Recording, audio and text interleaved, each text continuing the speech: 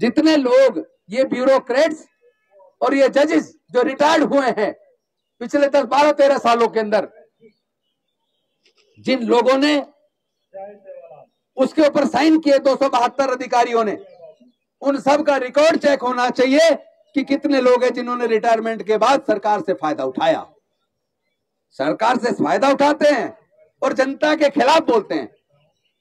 आज देश के अंदर कौन है नेता बताइए जो इस बात को ईमानदारी के साथ बोलता हो कि पत्रकारिता में दलित कितने, आदिवासी कितने, पिछड़े कितने, सुप्रीम कोर्ट, हाई कोर्ट में, जुडिशरी में दलित कितने, पिछड़े कितने, आदिवासी कितने, देश के व्यापार में उनको कितना हिस्सा मिला, कौन है, कितने लोग बोल रहे हैं, कितने लोग हैं जो कह रहे हैं कि इनकी वोट की चोरी हो रही है।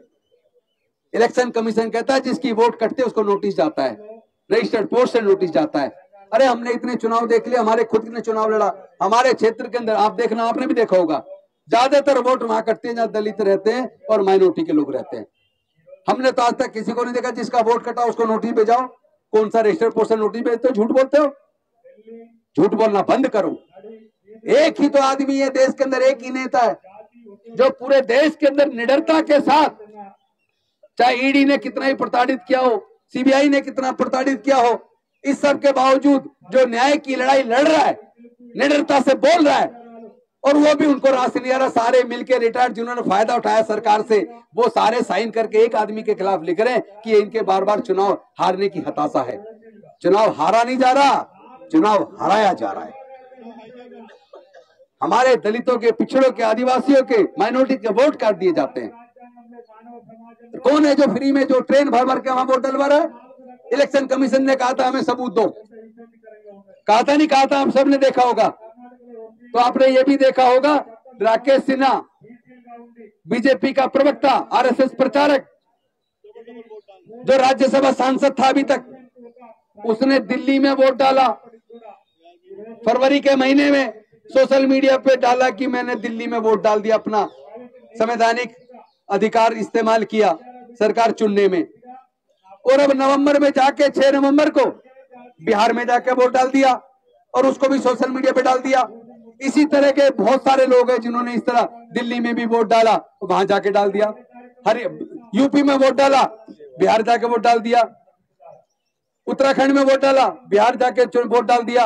अरे इतने सारे प्रूफ हैं, बताए ना इलेक्शन कमीशन, उनके खिलाफ तुमने क्या कार्रवाई की?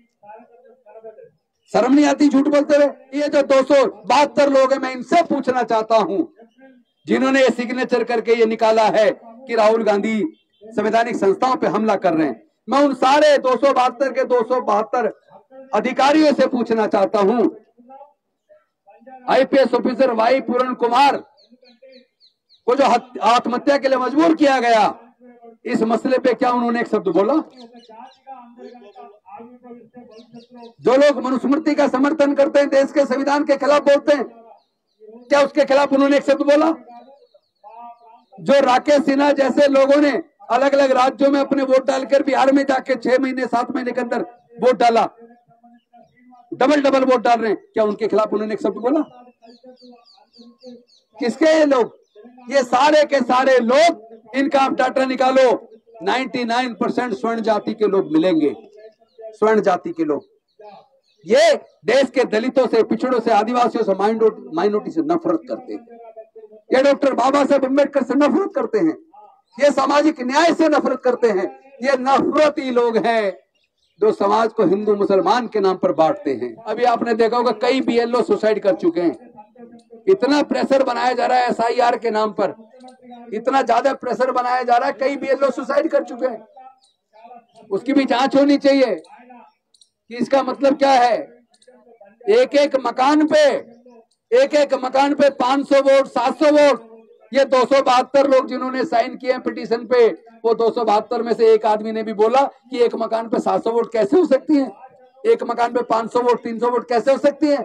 एक ने भी बोला क्या? इनका सवाल, इनका जब भी ये कभी बोलते हैं हमेशा दलितों, पिछड़ों, गरीबों, आदिवासियों, माइनॉरिटी के हक और अधिकार की अगर कोई बात करता है तो उसको दबाने के लिए बोलते हैं।